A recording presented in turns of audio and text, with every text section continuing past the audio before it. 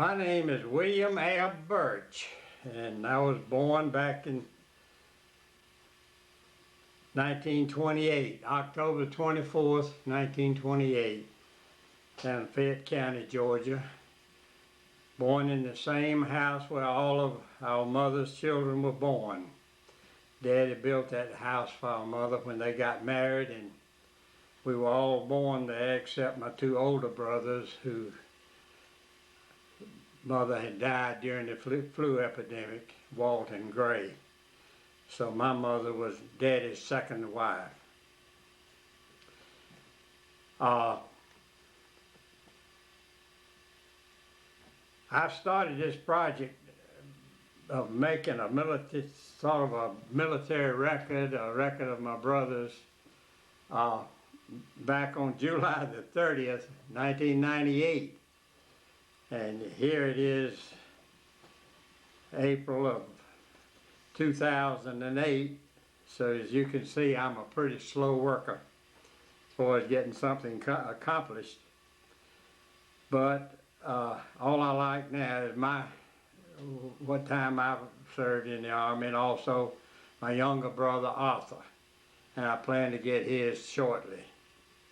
And then maybe I can get it all put on one thing.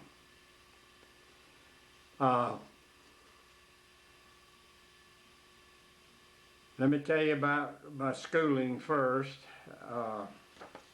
I attended Fayetteville Grammar School and Fayette County High School. I finished in the spring of 1946. And I entered Berry College in the fall of '46 with my brothers Iris and John, who had by that time gotten out of service. And I graduated from Berry in the spring of 1950 and was drafted into the Army that fall. I was inducted on October the 19th of 1950, and I was released from active duty on October the 13th of 1952 and placed on ERC, that's the inactive reserve, for 5 years. And I didn't receive my honorable discharge until at the end of that time.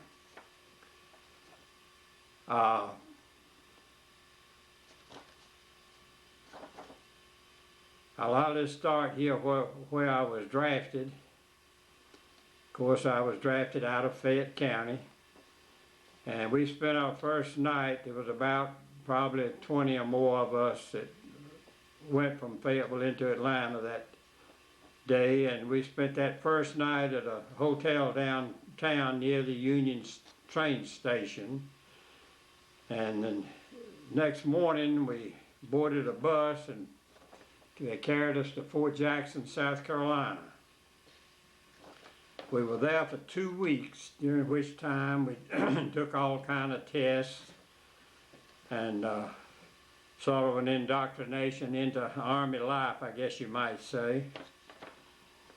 And after that 2 weeks at Fort Jackson, we were traveled by train up to Camp Pickett, Virginia. Camp Pickett was a base that had been closed after the Second World War ended, and the 43rd Infantry Division had been moved in there. It was a National Guard division out of Providence, Rhode Island, and around Boston, Massachusetts, and in that area. All the officers and non-coms were from that area. And our commanding general was General Kramer, and I was assigned to the 169th Anti-Aircraft Artillery Battalion, self-propelled, so-called. That was because we were mobile. We mainly had half tracks with quad 50s on the back, and we also had 40mm cannon. The condition at Fort Pickett was really bad when we got there because they hadn't gotten the laundry into operation, and those guys had been around there for a while, and they weren't smelling too good. They were all dirty looking, and all of them were carrying guns. And that just struck me as a pretty shoddy looking outfit.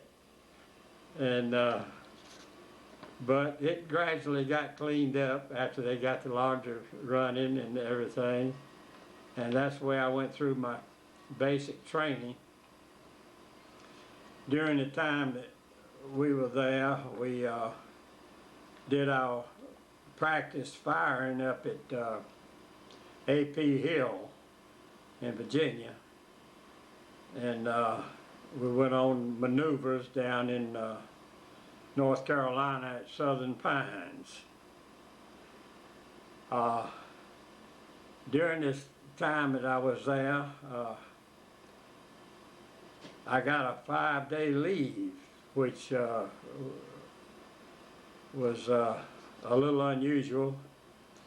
I had asked Mary to marry me before I went in, so we got engaged, and so I was able to get a 5-day leave and come home. And let me show you what Mary looked like back in those days. Can you see that, Mama? Mm-hmm. That's a picture that I carried with me all the way through my Army time.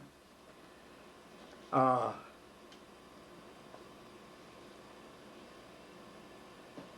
was able to get a room there in Blackstone, a little town right outside the camp.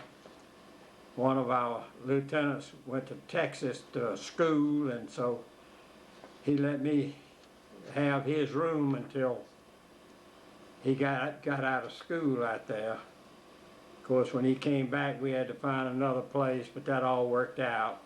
It was just right across the street. But Mary was able to come up and be with me before I went overseas, and she stayed there with me in Blackstone until I was sent away. And then she and my friend Pat Ellis's wife, Teeny, drove home in Pat's old car. And that was quite an adventure for them, flat tires and all. And it wasn't until later that I learned that Mary was expecting, so by the time I got back home, I had a 4-year-old daughter, Cheryl, and What year old? a 4-month-old. I'm sorry. Getting a little confused there, Mama. I should have written it all out, shouldn't I? You may have to do it over. No. While I was in Germany, I went over on a troop transport, the USS Stewart. And I came back on the General Hahn. I remember the name of those two ships. And we went in at Bremerhaven, and then went Germany, and then went by train down to Augsburg. And it was the same thing coming back. But while I was at Augsburg, we spent an awful lot of time out in the field, bivouacking and being called out on alerts.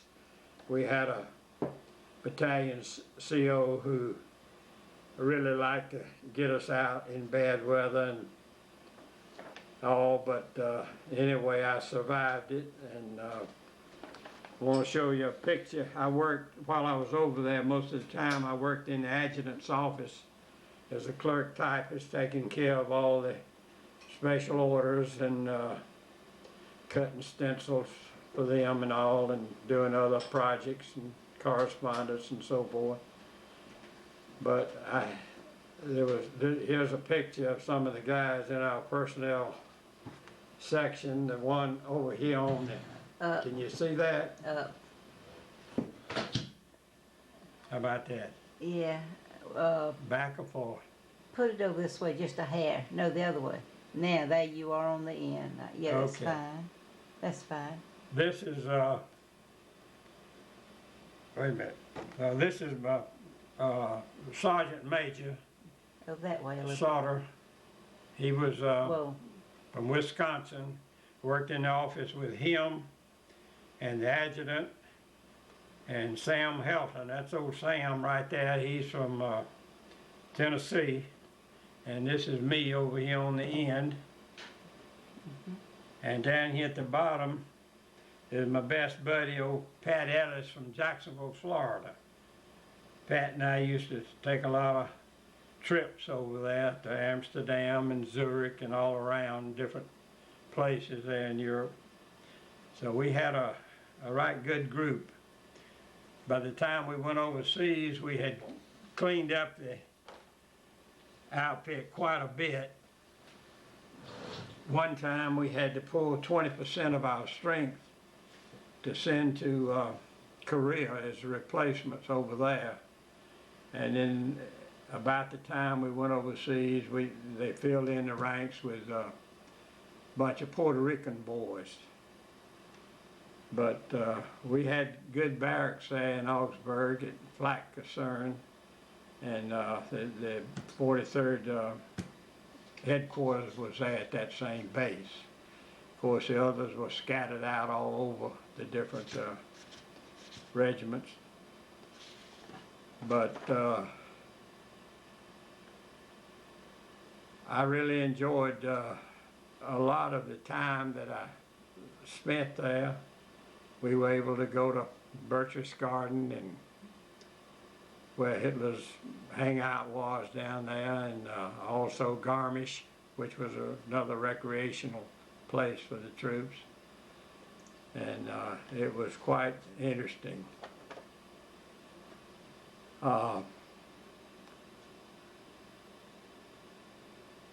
Let's see, I was trying to think. Nothing really big happened while we were over there. We were pretty close to the Russian part of Germany there several times. In fact, our firing range was up near there. And we would go up there and fire at sleeves and also drones. They send these little old radio controlled planes across and shoot them down. If one ever started coming down, they could flip out a parachute and try to fix it up and get it to fly again if it wasn't hit too bad. We started out shooting sleeves, but pulled by DC-3s, I think it was, twin-engine Air Force plane, and one day somebody cut the tow rope on the sleeve, and just about all the rope fell down to the ground with the sleeve. And after that, I don't think them boys wanted to fly those airplanes for us shooting at them anymore. So that's when they went to using the drones.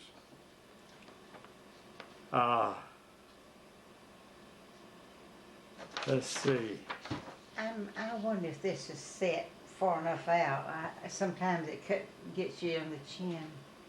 Well, If you sit back like that, it does better. okay. Sit back when you lean All up. right. Well, this is a picture of me, what I looked like back in those days. Can you see that, Mama? Up a little bit. That's good. Uh-huh. And while I'm showing pictures, I want to show a couple more here. This is a picture here that was made in our living room here at the house back in the early 70s or mid 70s, about 73 or 4. Can you see that, Mama? That's good. That's good. That has our mother and all the children That's good. there.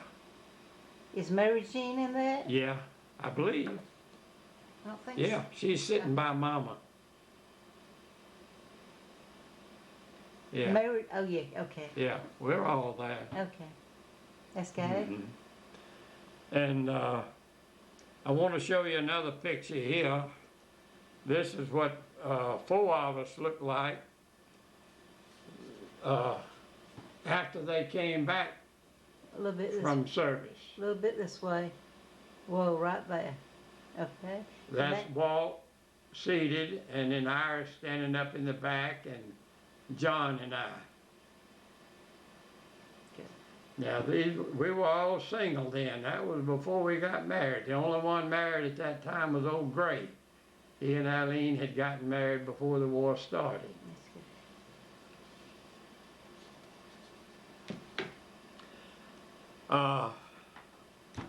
Let's see. Well, coming back, I came back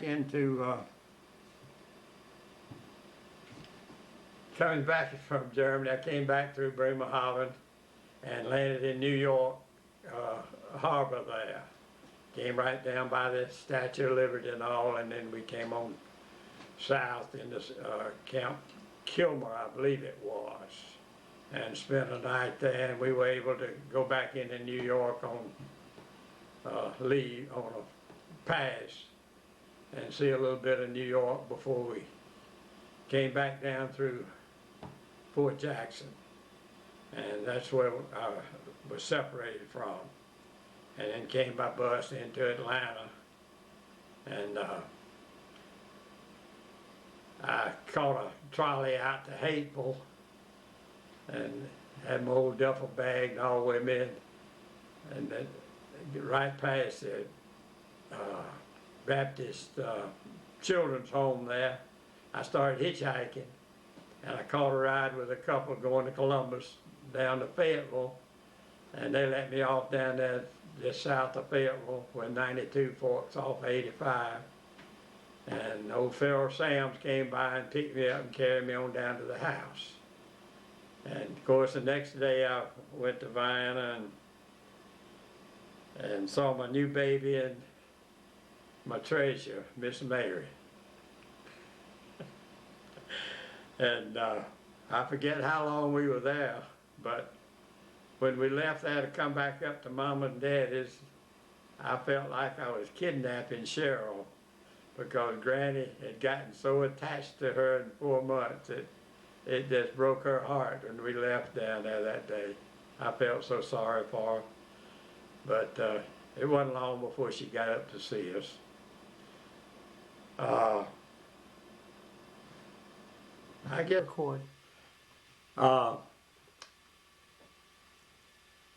I want to say that have always been very proud of the record that all my brothers and sisters, Sister Mary Jean, had during the Second World War. I was in high school during that time, and about all I could do was maybe drive up to the terminal station and pick them up when they come home on leave or something. But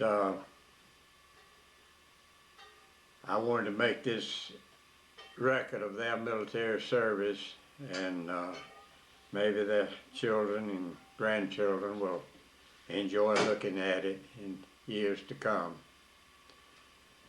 Because, as old Tom Brokaw said, that was the greatest generation. And I agree with him. One thing that happened while I was over there that was right sad, one of my friends, a boy named Donald Kane from Massachusetts, I think he was from Boston, he worked around the motor pool, and he drove a tank retrieval. We had a big old tank. It was just like a tank, except it didn't have the big gun on it. And they would use that to, like a wrecker, to go out and bring in the equipment if it ever broke down or whatever. But anyway, when we would move, a lot of times we'd just drive the vehicles, even on the Autobahns. But if we went a great distance over there, we would load our equipment on rail cars.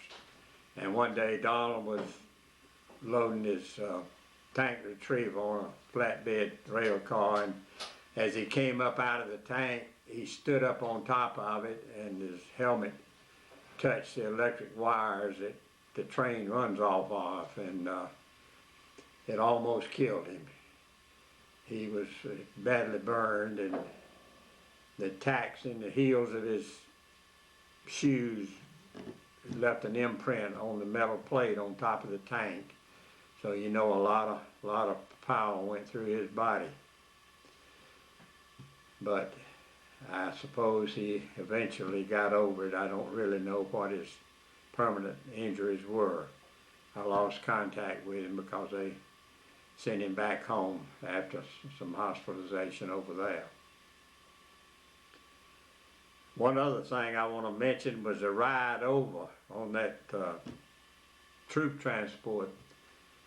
The General Stewart, first night out, we hit the worst northeasterly storm you can imagine, and that little old ship was bobbing around like a cork. The back end would come out and the propeller would flop and shake the whole ship. Next minute the bow would be down almost underwater.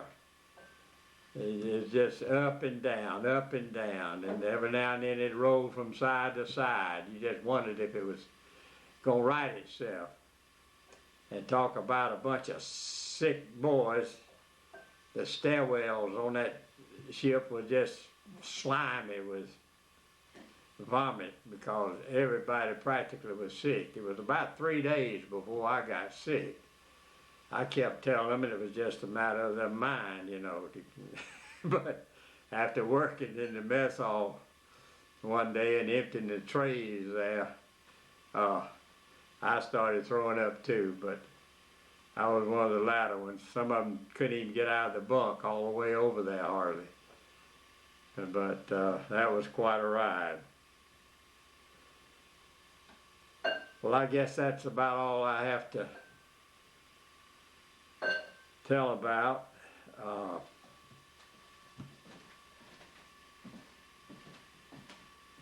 The best part of all was getting back home. And I hope shortly to be able to get Arthur's record of his military experience on this. He was called up twice. He was in the reserves and was called up twice, once during the Cuban Missile Crisis and again during the Berlin blockade. So we'll get him to tell us about all that a little bit later when we get up there to see him. And I guess that's about it. Mama, you have anything you want to add? The end. The end. Sunday, August what? 17. 17th. And Arthur 2008. And Jean just came by, and we're going to finally wind this thing up by getting Arthur's military record and anything else that he has to put on the tape. So it's been a long, drawn-out process, but we're about to finish it up. Arthur, to start with, let's get a picture of you in your uniform. Okay, is that it? Hold it up closer to the lens. Yeah, that's good. Let me see. Yeah, bring it in just a little Angled bit. right? Yeah, that's good right there. That's good. Okay. Looking good. Okay, Op, if you want to go ahead now and just start off with when you came on the scene and take it from there. Well, I was born in 1935, October 28, 1935, Fayette County, Georgia, and I was the 9th of 10 children, and my little sister Franny wasn't born yet, but I had quite a few above me. I was the last of the boys, and there was 2 girls between me and Ab, so I had a lot of girls raising me rather than boys that raised Ab. And I didn't know my older brothers, Walt and Gray, very much until after the war. Born in 35, and Walt left in early 40, I believe, or 41 for the military, and they went in school before that over at Georgia.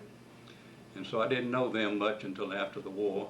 I knew Bub and Iris better, but the older ones I didn't know much until after the war. I was raised in Fayette County, went to the Fayette County Elementary Schools and Fayette County High School. I went to Berry College for 3 years, and I met Jean there. And we both left Berry after 3 years of undergraduate study. She went to Western in Kentucky, and I came to Atlanta, Georgia State, to finish my degree, and went to night school there. Took a job first with Guff, pumping oil out on Seminole and Ponce de Leon Avenue, and then when I found out I didn't want to do that the rest of my life, I went to an insurance company on Peachtree Road, Southern Life of Georgia, and thought I'd work there the rest of my life. But when you're in the insurance business, you get bought and sold a lot, and so ended up working for 4 different companies over the years. But while I was with Southern Life, they were bought by Piedmont Life, which was right across the road from us, and became Piedmont Southern. And along about that time, I was probably 57 maybe, the Reserve Forces Act of 1955 had been passed, and the draft was still in place. And I had to decide if I was going to wait for the draft because I was of that age, or I was going to have to join. And so I decided I'd join the reserve, and it was a finance dispersing unit there in Atlanta. It teaches you to pay the troops and do travel vouchers and that type of thing. And took my initial training there in the Atlanta unit, and then went into a 6-month training program, which gave me the basic infantry training over at Fort Jackson, South Carolina. And then when I finished the basic training, I was sent to Fort Benjamin Harrison, Indiana for my MOS training in finance. And at the end of 6 months, they released me back in the reserves. And I served in the reserves, going to weekly meetings, and 2 weeks every summer to either Fort Jackson or to Fort McPherson, wherever they sent us for training. And along about the Berlin Wall problem, they decided they wanted to call us up. So they Berlin blockade. Berlin blockade, yeah. Yeah, that was before the wall fell. That was when the blockade happened. And Kennedy's crowd called us in and thought we were going over to Germany, but instead they took us in at Fort McPherson. And then we traveled from there to Fort Benjamin Harrison, not Fort Benjamin Harrison, but Fort Bliss, Texas. And we set up model offices out there basically for further training. And we waited on, and they never did send us any orders to go over. So after 10 months active duty, they released us back to the reserves.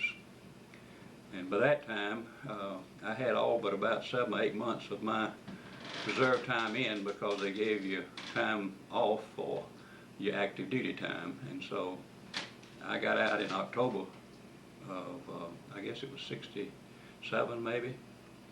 And then my unit was called again in December, and they were sent to Vietnam. So I missed going to Vietnam just by 2 months.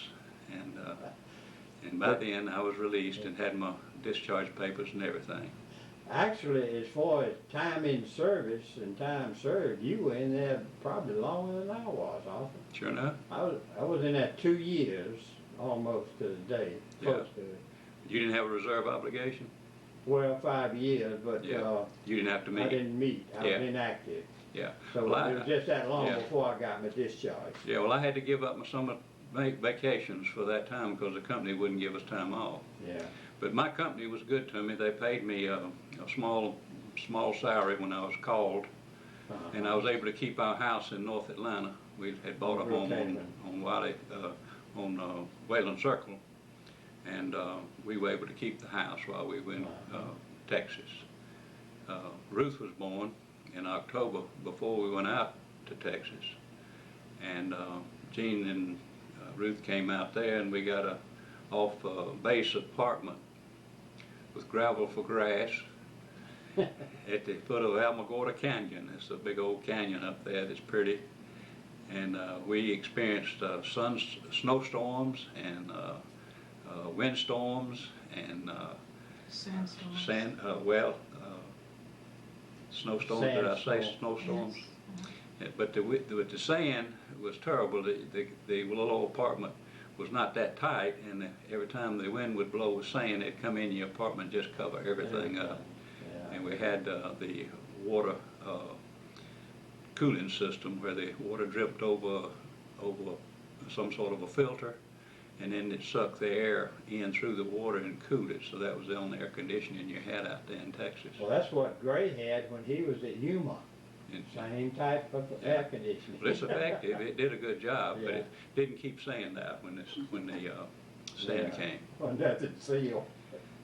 And Beth was a Texas conceived child, and we brought her back by car to Georgia, and she was born back in Georgia, so she's a Texas, Georgia girl. Uh-huh. And that's about the extent of my military service. I ended up working in the insurance business for 42 years total for 4 different companies. The last 22 for Kanawha Insurance Company. And And your rank when you came out was I was a sergeant first class, at E what? E5. E5. Uh-huh. And I was chief of military pay when I was discharged. So I had 4 or 5 guys under me in my unit paying the troops and making up the change list and doing the travel vouchers. Uh-huh. But we never actually had to do any real stuff. It was all paper training. I did go on a couple of trips into Columbia when I was at Fort Jackson on summer training to pick up the base payroll, and they had MPs and Jeeps surrounding us with machine guns. That was and all cash money, wasn't all it? cash money, and it was ready to be paid. And they would block off a whole block in downtown Columbia, and that we would take the foot lockers in and fill them up with money and bring them back out. And then when we got back to base, we'd all have to count it and get it out to each officer that was going to take a payroll out to pay the troops. So it was a big deal every month to pay the troops. Yeah. You had to make a change list right from dollars right on down to cents, you know. Yeah. How many 20s, how many 50s, how many hundreds or whatever. Most of the officers at that time were paid by check, but all enlisted personnel were paid by cash. Uh-huh. And you had to go in, sign for the money, and it'd be handed to you in cash. In Germany, they paid us in script, which was just a paper, money that the Base Army used. paper. Yeah. You couldn't use it off base, or could you? Some places might take it, but normally you could go to American Express or somewhere and get it switched over into marks Okay. or wherever you were going, wherever you needed. Wasn't an exchange rate You on could it. use it as PX, and that Yeah. sort of thing. But Yeah. Yeah. Well, we used greenbacks. Yeah. They didn't want the greenbacks getting into Russia back at that time when I was over there. So they really didn't want you dealing in American money. Yeah. Well, let's see here. We've got some pictures You here. want me to hold those up for you? Let's see. I might can. I can hold them like I did the other one, see how that that'd looks be for you. fine. Let's see. Back it up just a little bit further, and let me bring it in with this a little bit now. Let's see if that up a little bit up. Oh, right there. Okay. Yeah, that's good right there. These pictures were made at Joe's house at one of our family get-togethers. We always, for years and years and years, John and Jane were gracious enough to invite us all up in February and March, one or the other, for brothers and sisters dinner. And this particular year, Joe wanted to have it at his house, and he had a photographer there, and made a couple of pictures or so, and I wanted to get those on camera. From left to right, we got Iris, and seated, it's Iris, Franny, Bessie, Eva, Gray, and Walt. And standing left to right is John and Arthur and me. So that's all of us except Mary Jean. And we Tell haven't, where Joe's house was. Joe's house in Rome is in Rome there, not too far from where he works at the Floyd County Medical Center. You'll tell them.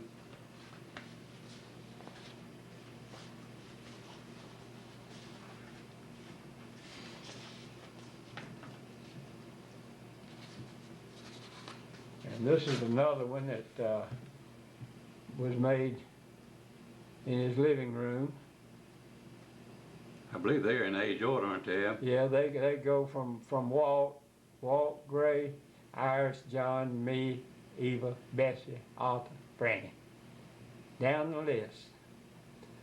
If Mary Jean been there, that would have made it perfect, wouldn't it? And she would have been between Iris and Gray. Right. She was the oldest girl. Okay, let me turn the light up over here just a minute to be sure I get that real good.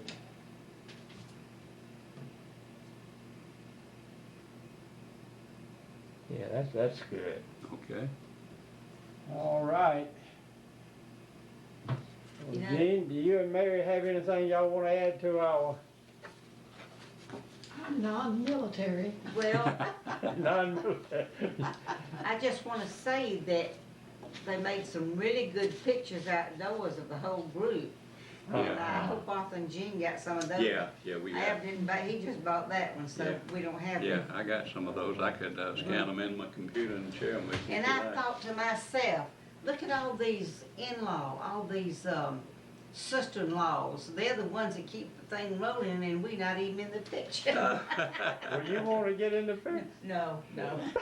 We got some of all of I'm the y'all. ugly part, so it's just as We well. have some of those. I'll get that scanned and down to you. You might can put it on the end of this deal. You still got it before you Okay. finalize. That could be your last thing. I'll see what I got. I'm pretty sure I got one with the in-laws and outlaws. Gene said Carvin always made a joke about the outlaw group when we'd go to those dinners. They put the brothers and sisters at the table together, and Yeah, then the others would have to go to another table, and Carvin would come in about being the outlaws. Outlaws instead of sister-in-laws. We're outlaws, Jean. Well, I guess we pretty well filled up a table, didn't Yeah, we did. We sure did. we? Hey. Is that it? Okay, well, I guess that's a wrap. Appreciate you doing it, Doc. Okay, And, buddy. I'm gonna try to get this thing put together now. Okay. Thanks a lot.